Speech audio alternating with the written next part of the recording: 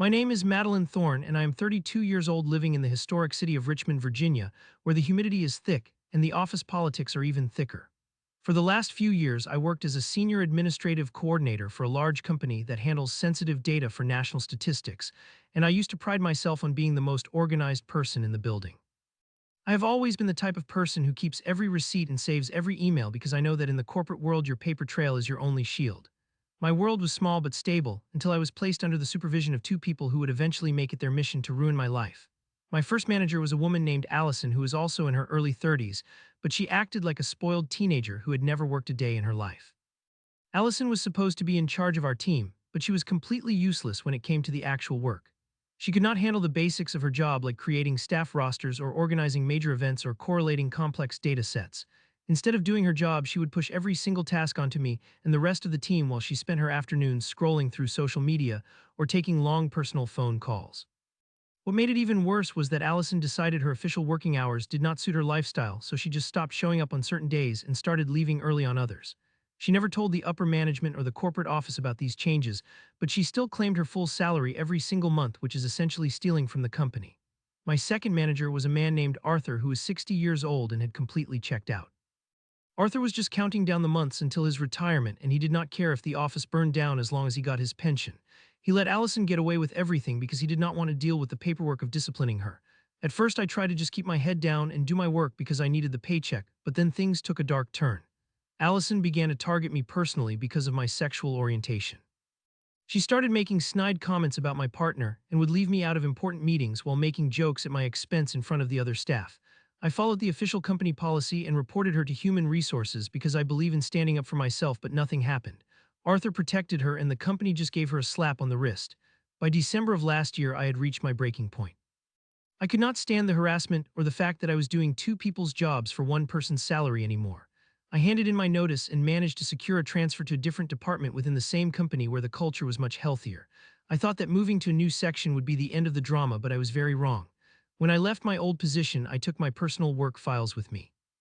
These were templates for rosters and complex data sheets that I had built from scratch on my own time because Allison was too lazy to provide the tools we needed.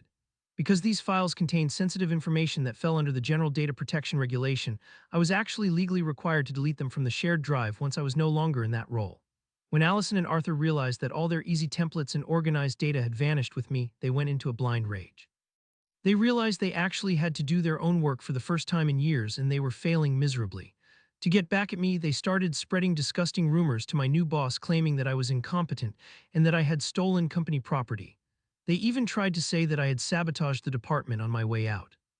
My new boss was worried at first, but I showed him my original resignation letter and the thick file of evidence I had kept regarding the harassment and the work I had performed. That should have been enough, but I knew that Allison and Arthur were still out there and they were still faking their way through their jobs. I realized that the data files I had managed for them for over a year contained national statistics that were shared annually with a government department to help change national legislation. I knew the real numbers by heart, and I realized that the statistics Allison and Arthur were currently submitting for 2024 and 2025 did not match the actual records. They were inflating the numbers and the budget requests to make themselves look more successful than they were. This was not just laziness anymore, it was full-scale fraud that affected government funding. Before I finally deleted my personal backups of the raw data, I decided it was time to stop being the victim. I gathered every single email chain where I had sent Allison and Arthur the correct statistics, and every email where they had explicitly told me to manage the data for them even though it was their legal responsibility. I sent a massive whistleblower report to the Human Resources Department and the internal audit team. I included proof of Allison's falsified timesheets and the evidence that they were submitting fraudulent numbers to the government. The fallout was immediate and beautiful. An official audit was launched and the investigators moved into the office the very next week. Arthur realized the walls were closing in and he suddenly announced his immediate retirement, hoping to escape the consequences, but the company froze his exit package pending the investigation. Allison, on the other hand, is currently sinking like a stone. She has no idea how to explain the discrepancies in the data because she never understood the work in the first place. She's being held personally liable for the false statistics, and the company is looking into legal action for the salary she stole by not working her required hours. I am now happily settled in my new department where my hard work is actually appreciated and my new boss trusts me completely. I heard recently that the audit proved everything I said was true, and Allison is expected to be fired and possibly prosecuted for fraud. I am not the person they should have messed with because a woman who keeps good records always gets the last laugh. The best part is that the government department has now requested a full 5-year review of every Project Arthur and Allison ever touched, which means their names will be mud in this industry forever. It turns out that when you try to ruin someone else's career, you might just end up destroying your own instead, and I am enjoying the view from my new office while I watch their world burn.